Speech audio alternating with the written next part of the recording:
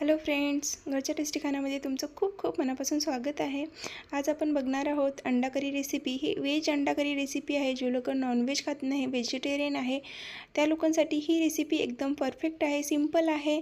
आणि जे लोकांना नॉनव्हेज खायला तर खूप आवडते पण खाऊ शकत नाही, त्यांच्यासाठी ही रेसिपी छान आहे। एकदा नक्की बनवून बघा, सिंपल आहे। त्यासाठी 2 मीडियम साईजचे आलू बॉईल करून घेतलेला आहे। 1 पाव पनीर घेतलेला आहे। हा एकदम फ्रेश पनीर आहे। आता एक बाउलमध्ये आपल्याला आलू आणि पनीर दोन्हीही ग्रेट करून घ्यायचे आहेत एकत्र। यातले मी अर्धे आलू इथं ग्रेट करून घेणार आहे, 1.5 आलू ग्रेट करून घेणार आहे आणि 1 पावातलं अर्धा पाव इतकं मी पनीर इथे ग्रेट करून घेणार आहे। बघा इथे थोडं थोडं करून सगळे इथे मी ग्रेट करून घेतलेले आलू आणि सोबतच त्याचमध्ये आता आपल्याला पनीरही ग्रेट करून घ्यायचं। अर्धं पनीर ग्रेट करून घ्यायचं, अर्धं पनीर आपल्याला थोडंसं बाजूला ठेवून घ्यायचं आहे। बघा मी एका पावातलं अर्धं पनीर इथे मी ग्रेट केलं आहे आणि त्याच्यातला थोडासा तुकडा बाजूला ठेवून घेतलेला आहे। आता हा पनीर आपल्याला नंतर लागणार आहे, ज्यावेळेला आपण अंड्याच्या मधला जो येलो कलरचा असा गोळा असतो ना, बल असतो ना, तो आपल्याला बनवून घ्यायचा आहे। म्हणून मी बाजूला ठेवून घेतलेला आहे। आता तो व्यवस्थित हाताने मॅश करून घेतला। त्यामध्ये 2 चमच इथं कॉर्नफ्लॉवर आणि थोडंसं चवीपुरतं मीठ ॲड केलेलं आहे। परत एकदा आपल्याला हा पीठ लावून घ्यायचं, हाताने मळून घ्यायचं आहे। व्यवस्थित असा मऊ गोळा तयार करून घ्यायचा आहे। ज्यावेळेला आपण अंडे बनवणार त्यावेळेला क्रॅक जाणार नाही, अशा प्रकारे आपल्याला इथं स्मूथ गोळा तयार करून घ्यायचा आहे। मी हाताने व्यवस्थित असा जोर लावून व्यवस्थित गोळा तयार करून घेतलेला आहे, मऊ असा। आणि आता आपलं पीठ लावून तयार झालेलं आहे। लगेच आपल्याला त्याच्यातलं पीठ बाजूला काढून ठेवायचं आणि त्याच बाउलमध्ये परत एकदा आलू आणि पनीर ग्रेट करून घ्यायचं आहे एकत्र। मी ते थोडं थोडं करून व्यवस्थित असं आलू आणि पनीर दोन्हीही ग्रेट करून घेतलेलं आहे। आता हा पूर्ण हाताने व्यवस्थित एकदा मॅश करून घेऊया आणि आता यामध्ये आपल्याला थोडंसं कलरसाठी हळदी पावडर ॲड करायचं आहे आणि थोडीसं चवीपुरतं मीठ ॲड करून घ्यायचं आहे फ्लेवरसाठी। आणि येलो कलरसाठी हळदी पावडर वापरला आहे, तुम्ही हळदी पावडरच्या ऐवजी फूड कलरही ॲड करू शकता। दोन्हीमधून एक केला तरी चालेल, ऑप्शनल आहे। आता परत एकदा हाताने व्यवस्थित मॅश करून हा गोळा मऊ करून घेणार आहे। बघा अशा प्रकारे मऊ गोळा तयार करून घेणार आहे। ज्यावेळेला आपण पेढे बनवणार त्यावेळेला क्रॅक जाणार नाही, अशा प्रकारे आपल्याला इथं हा गोळा तयार करून घ्यायचा आहे। आणि बघा मी हाताने राऊंड करून दाखवलं आहे, पेढा बनवून दाखवला आहे। व्यवस्थित पेढे इथे बनत आहे। अशा प्रकारे आपल्याला पीठ इथे लावून घ्यायचं आहे हाताने व्यवस्थित आणि पीठ तयार झालं। आता एक एक करून मी सगळे पेढे इथे तयार करून घेणार आहे। इथे एक एक करून सगळे पेढे तयार झालेले आहेत आणि सोबतच आपण जो अंड्याच्या बाहेरच्या व्हाईट लेअरसाठी बनवून घेतलेला पीठ होता तोही तयार आहे। लगेच आपण अंडेसुद्धा बनवून घेऊया। असा मीडियम साईजचा एक गोळा घ्यायचा, त्याला थोडंसं चपटं करून घ्यायचं अशी आणि एक येलो कलरचा पेढा त्यामध्ये ठेवायचं। अशा प्रकारे आपल्याला दोन्ही हाताने व्यवस्थित असा शेप द्यायचा आहे। परफेक्ट शेप जमणार नाही, सेम टू सेम जमणार नाही, पण मिळतं जुळतं शेप तर आपण देऊ शकतो। अशा प्रकारे मी व्यवस्थित असा शेप देण्याचा प्रयत्न केला आहे। जमला की नाही तुम्ही कमेंटमध्ये नक्की कळवा मला आणि तुम्ही नक्की ट्राय करून बघा। आपल्याला अशा प्रकारे अंडा बनवून घ्यायचा आहे। इथे मी एक एक करून सगळे अंडे इथे बनवून घेतलेले आहे। याच प्रकारे थोडे थोडे बिघडले, थोडे व्यवस्थित झाले, पण मी प्रयत्न केला तर बनले आहेत। अशा प्रकारे आपण व्यवस्थित सगळे अंडे इथे बनवून घेतलेले आहे। कढईमध्ये तेल तापण्याकरिता ठेवलेलं होतं, तेल व्यवस्थित गरम झालेलं आहे। आता त्यामध्ये एक एक करून सगळे अंडे ॲड करून घ्यायचे आणि छान लालसर होईपर्यंत अंडे इथं फ्राय करून घ्यायचं आहे। पहिले एक अंडा टाकून बघायचं, तेल व्यवस्थित गरम झालं की नाही चेक करायचं आणि त्यानंतर सगळे अंडे आपल्याला इथे ॲड करून घ्यायचं आहे। आणि अंडे टाकल्याबरोबर गॅसची फ्लेम हाय ठेवायची आहे, नंतर मीडियम करून घ्यायची आहे, अशाने अंडे फुटत नाही।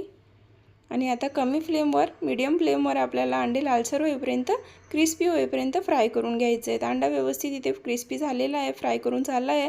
आता सगळे अंडे आपण एका प्लेटमध्ये काढून घेऊया। एका प्लेटमध्ये सगळे अंडे एक एक करून मी काढून घेतलेले आहे। अंडे बाजूला ठेवून घेऊया आणि मी या कढईतलं तेल बाजूला काढून घेतलेलं आहे पूर्ण। लगेच त्याच कढईमध्ये 1 चमच इतकं तेल ॲड केलं आहे। त्यामध्ये आता आपल्याला ग्रेव्हीसाठी मसाला करून घ्यायचा आहे। 1 चमच जिरा ॲड केलेला आहे। एक मीडियम साईजचा कांदा स्लाइसमध्ये कापून घ्यायचा आहे, तो इथे ॲड करून घेणार आहे।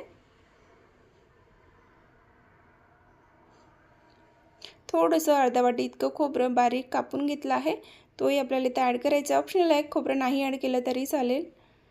10 ते 15 लसणाच्या कळ्या, 2 इंच अद्रकाचे तुकडेसुद्धा इथे आपल्याला ॲड करून घ्यायचं आहे आणि 8 ते 9 काजू ॲड केलेला आहे। आता इथे मी गरम मसाले वापरले आहे, खडे मसाले वापरलेला आहे।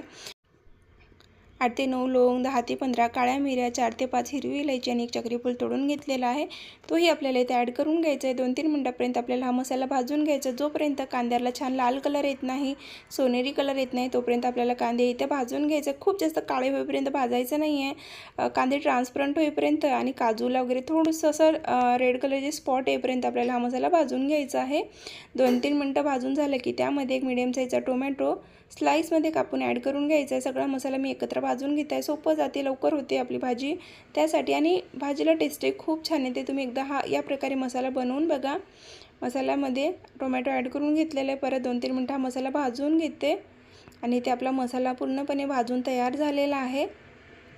खूप छान कलर आला आहे बघा, सगळ्यांना एकत्र असा कलर आलेला आहे। टोमॅटो पण असे मऊ झालेले आहेत। तर एका प्लेटमध्ये काढून थंड करून घेते मसाला व्यवस्थित थंड झाला की आपल्याला एका मिक्सरच्या पॉटमध्ये ॲड करून घ्यायचं आहे आणि मसाल्याची प्युरी तयार करून घ्यायची आहे, मसाल्याची पेस्ट करून घ्यायची आपल्याला इथे।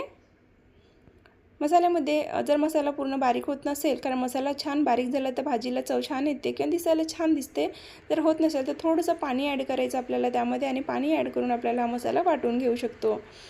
आता एक कढई घेतलेली आहे, त्यामध्ये मी 3 चमच इतकं तेल ॲड केलेलं आहे। तेल व्यवस्थित गरम झालं म्हणून थोडंसं मसाला टाकून चेक केलं, तेल व्यवस्थित गरम झालं होतं। त्यामध्ये मी बाकीचं सगळं मसाला ॲड करून 1 मिनिटापर्यंत परतून घेतलेला आहे।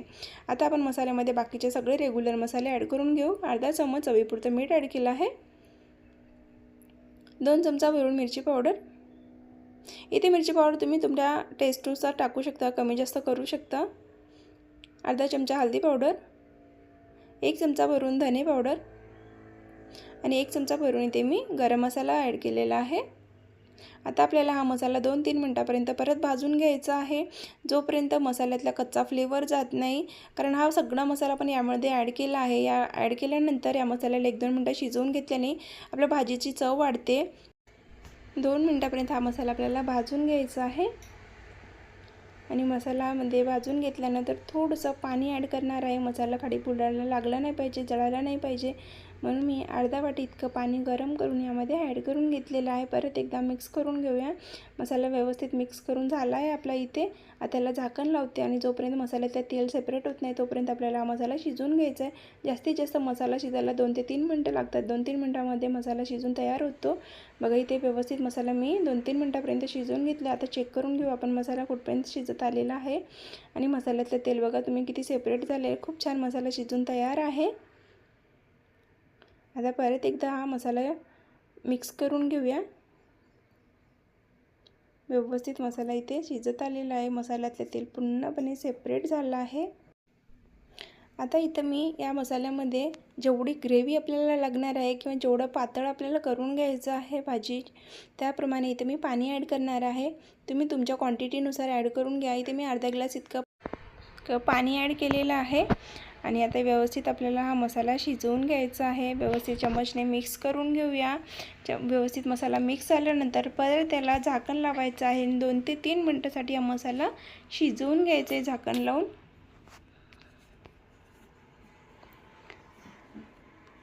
2 ते 3 मिनिटांनंतर तुम्ही बघू शकता परत एकदा आपला मसाला व्यवस्थित शिजून तयार झालेला आहे। परफेक्ट असा मसाला शिजून तयार आहे। आता आपण जे फ्राय करून घेतलेले अंडे आहेत ते यामध्ये ॲड करून घ्यायचं आहे आणि 2-3 मिनिटांपर्यंत परत एकदा हा मसाला शिजवून घ्यायचा आहे। परत एकदा अंडे ॲड केल्यानंतर शिजवून घेतल्याने अंड्यामध्ये पूर्ण फ्लेवर जातो मसाल्याचा आणि अंड्याला चव येते। अशा प्रकारे आपल्याला सगळे मसाल्यामध्ये हा अंडा ॲड करून घ्यायचा आहे आणि परत एकदा 2-3 मिनिटांपर्यंत मसाला शिजवून घ्यायचा आहे। पूर्ण अंडे इथे पलटून घ्यायचे आहेत ग्रेव्हीमध्ये। इथे पूर्ण अंडे पलटून घेतल्यानंतर झाकण लावते, परत 2-3 मिनिटांसाठी हा मसाला शिजवून घेणार आहे आणि व्यवस्थित 2 ते 3 मिनिटांनंतर तुम्ही चेक करून घेऊ शकता। खूप सॉफ्ट आणि खूप छान इथे आपली अंड्याची भाजी बनवून तयार आहे। व्हेज अंडा तयार आहे। आता वरून भरपूर सारं बारीक कापून घेतलेली कोथिंबीर ॲड करायची आहे आणि आपली अंड्याची भाजी सर्व करण्यासाठी तयार आहे।